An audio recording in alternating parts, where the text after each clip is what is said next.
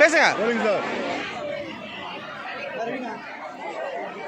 Sir ஊரக வளர்ச்சித்துறையின் ஊராட்சிகளில் சுமார் 67,000 தூய்மை பணியாளர்கள் வேலை பார்க்கிறார்கள்.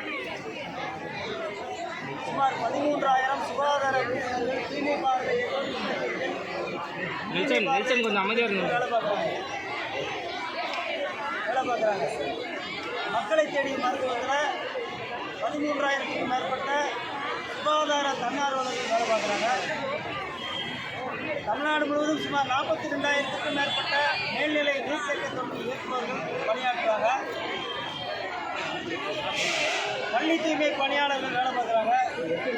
இவங்க அனைவருடைய கோரிக்கைகளையும் வலியுறுத்தி இன்று சென்னை சைதாப்பேட்டை பனகல் மாளிகையில் உள்ள ஊரக வளர்ச்சி இயக்குநர் அலுவலகம் ஒன்று இன்றைக்கு சுமார் 50,000க்கும் மேற்பட்ட ஊழியர்கள் கலந்து கொண்ட மாபெரும் ஆர்ப்பாட்டத்தை நடத்தியுள்ளோம்.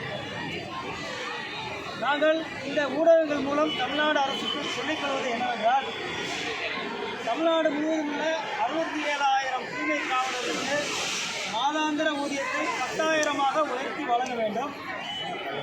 சுகாதார ஊக்குநர்கள் சுமார் 13,000 பேருக்கு மாத ஊதியம் 5,000ஆக உயர்த்தி வழங்க வேண்டும். 40 ஆண்டுகளுக்கு மேல் ஊதியத்தில் வேலை பார்க்கக்கூடிய மேல்நிலை நீர்த்தேக்க தொட்டி இயக்குபவர்களுக்கு சிறப்பு காலமுறை ஊதியம் வழங்க வேண்டும். அவங்க பல ஆண்டுகளாக ஓவிசி ஆபரேட்டர் அசோசியேஷன் பல சங்கங்கள் போராடி கொண்டே இருக்குது. ஆனால் இதுவரைக்கும் அவங்களுக்கு அதே போல சுகாதார ஊக்குநர்களுக்கு அவங்க 2014ஆம் ஆண்டு முதல் தனிநபர் இல்ல கழிப்பறை கட்டிக் கொடுத்த ஊக்கத்தொகை இதுவரை வழங்கப்படவில்லை. அது பல மாவட்டங்களில் பல லட்சங்கள் வழங்கப்பட வேண்டியுள்ளது. அந்த தொகையை பயன்படுத்தாமலேயே அங்குள்ள டிஸ்ட்ரிக்ட் கோஆர்டினேட்டர், அதாவது மாவட்ட சுகாதார ஒருங்கிணைப்பாளர் அதை அரசுக்கே திருப்பி அனுப்பிவிட்டார்.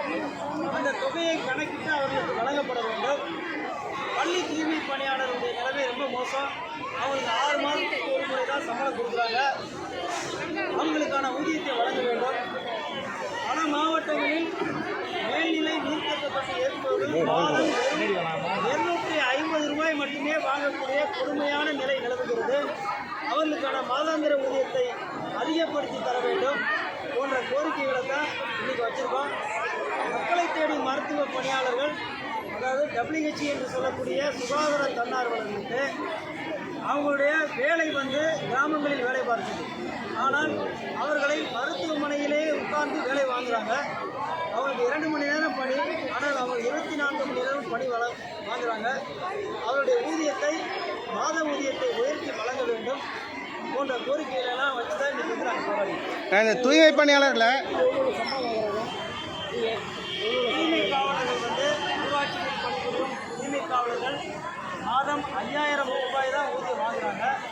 அவங்களுடைய வாழ்க்கை நிலை மிக மோசமாக உள்ளது. எல்லோருமே பெண்கள்.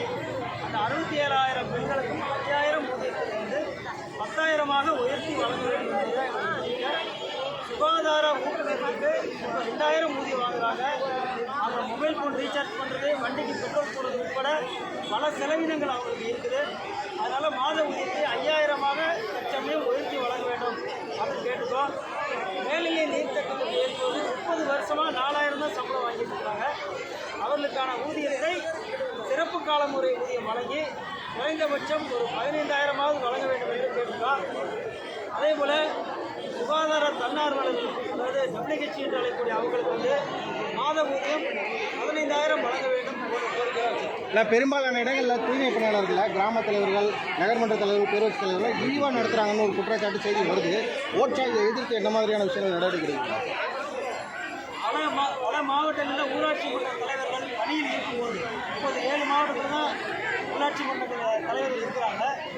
பல மாவட்டங்களில் தூய்மை பணியாளர்களை, தூய்மை காவலர்களை, ஊராட்சி பணியாளர்கள், சுகாதார ஊராட்சி மன்ற தலைவர்கள் தங்களுடைய சொந்த பணிகளுக்கு பயன்படுத்திக் கொண்டு அவருடைய சொந்த விஷயங்களுக்கு பயன்படுத்திக் கொள்கிற மிகப்பெரிய கொடுமைகளை செஞ்சுருக்காங்க. அதையெல்லாம் ஒர்க் ஷாப் போட்ட பல முறை கண்டித்து மாவட்ட தலைவர்களின் போராட்டத்தை